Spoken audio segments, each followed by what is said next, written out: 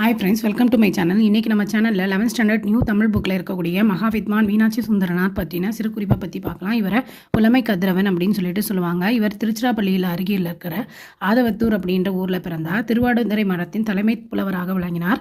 இவர் மீனாட்சி சுந்தரனார் தமிழச்சர்களை தேடி சென்று நிறைய தமிழ் கற்றார் அப்படின்னு சொல்லுவாங்க. திருவாடுதுறை மடத்தின் தலைவர் சுப்பிரமணிய தேசிகர், சென்னை தாண்டவராயர், திருத்தணிகை விசாக பெருமாள் ஆகியோரிடம் என்ன பண்ணார்னா பாடம் கற்றார். இவர் இயற்றிய முக்கியமான நூல் என்னன்னு பார்த்தீங்கன்னா சேக்கிழார் பிள்ளைத்தமிழ். இது தலபுராணம் பாடுவதில் இவர் சிறந்தவர். யார் சிறந்தவர்? மகாவித்வான் மீனாட்சி சுந்தரனார்.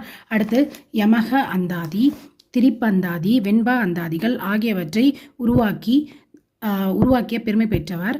மாலை, கோவை, கலம்பகம், பிள்ளைத்தமிழ் ஆகியவற்றை பாடி பெருமை அடைந்தார் அப்படின்னு சொல்லிட்டு சொல்லுவாங்க.